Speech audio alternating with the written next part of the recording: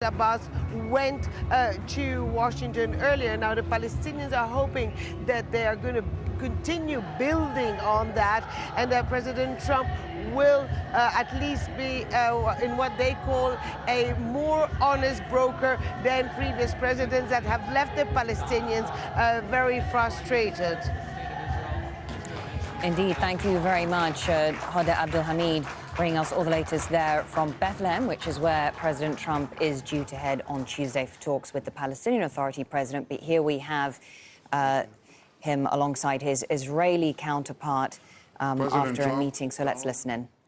Sarah and I are absolutely delighted to welcome you and Melania to the Prime Minister's residence in Jerusalem, the eternal capital of the Jewish people, the united capital of the Jewish state. We've known each other for many years, and it's always good to see you. But it's also wonderful to see the blossoming friendship between our two beautiful wives, Sarah and Melania. You're so welcome here, and we're so pleased to see you. We're honored to have you in our home. You've been today, Mr. President, to the Western Wall, one of the holiest sites of Judaism. You've been to the Church of the Holy Sepulchre, one of the holiest sites of Christianity. We protect the Christian sites as no one else does anywhere in this region.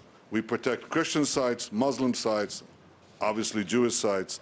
We're committed to the freedom of all faiths and to the rights of all. Mr. President, I appreciate the fact that you went to the Western Wall and you're the first acting president who's done that. The people of Israel applaud you for it.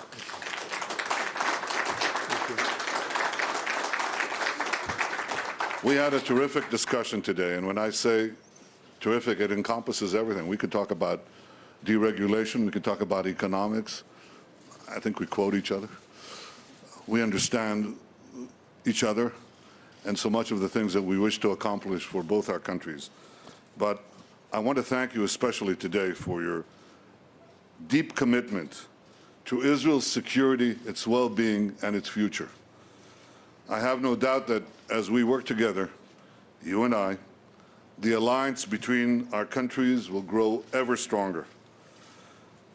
I want you to know how much we appreciate the change in American policy on Iran, which you enunciated so clearly just an hour ago.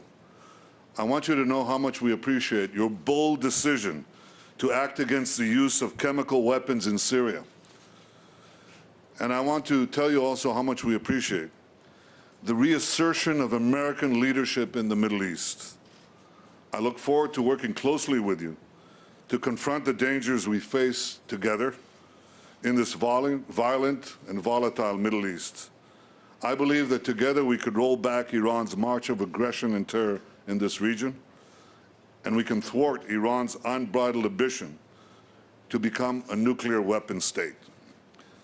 I also look forward to working closely with you to advance peace in our region, because you have noted so succinctly that common dangers are turning former enemies into partners. And that's where we see something new and potentially something very promising. It won't be simple, but for the first time in many years, and Mr. President, for the first time in my lifetime, I see a real hope for change. The Arab leaders who you met yesterday could help change the atmosphere, and they could help create the conditions for a realistic peace. These are all great signs on your historic visit. It's a visit that I think has echoed down the ages, because the great Abraham Lincoln is reported to have said that there was no city on earth he so much desired to see as Jerusalem. Well, Mr. President Donald, there's no city on earth where you are more welcome than right here with us in Jerusalem. Welcome to Jerusalem. Welcome to Israel.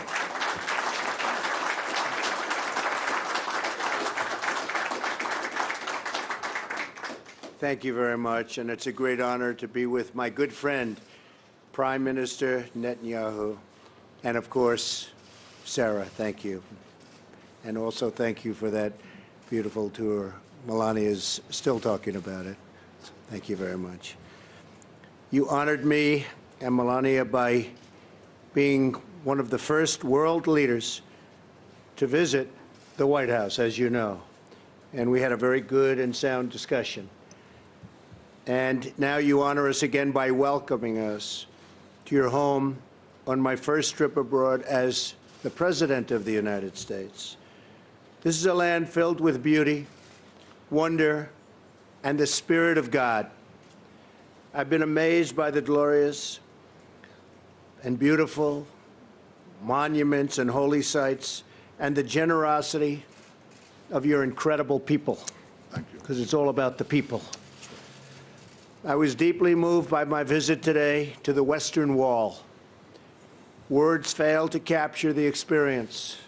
It will leave an impression on me forever.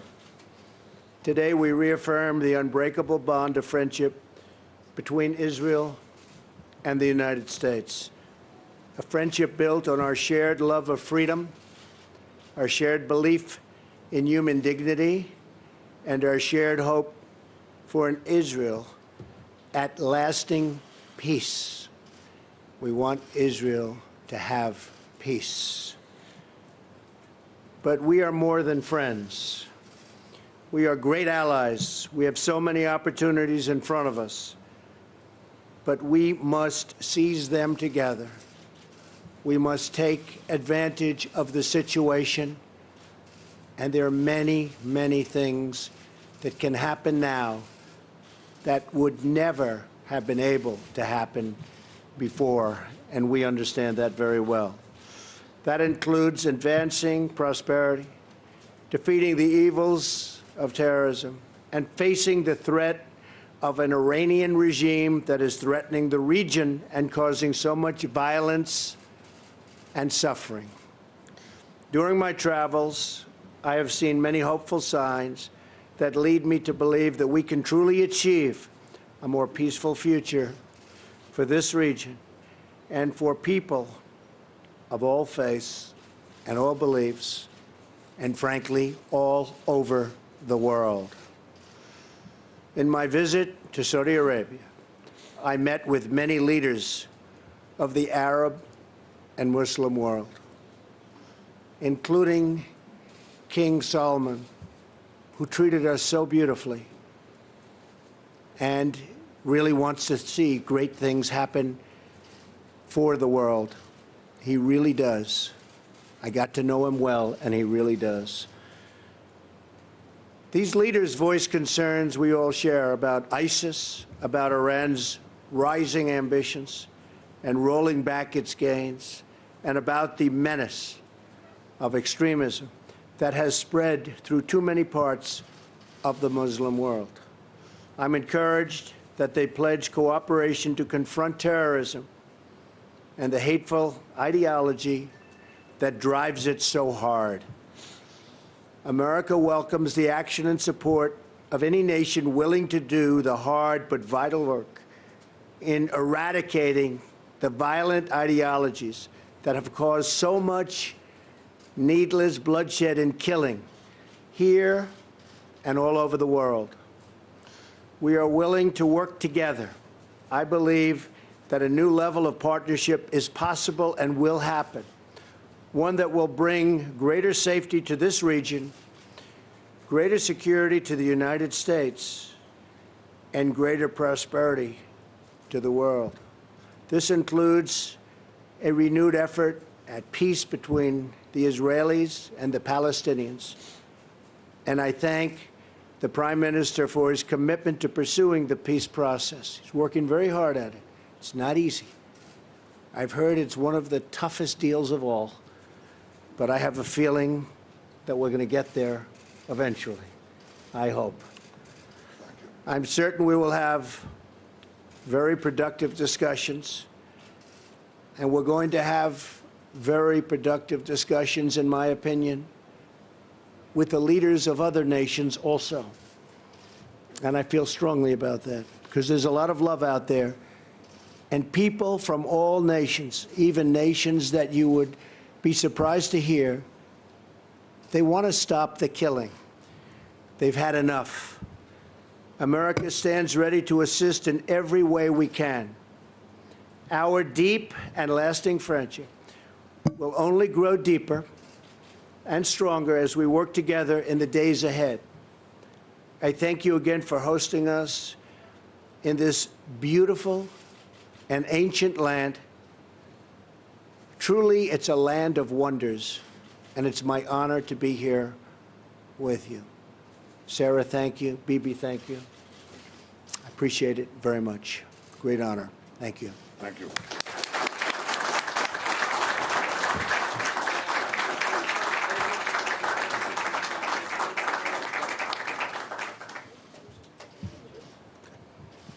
Where would you like us to stand? There.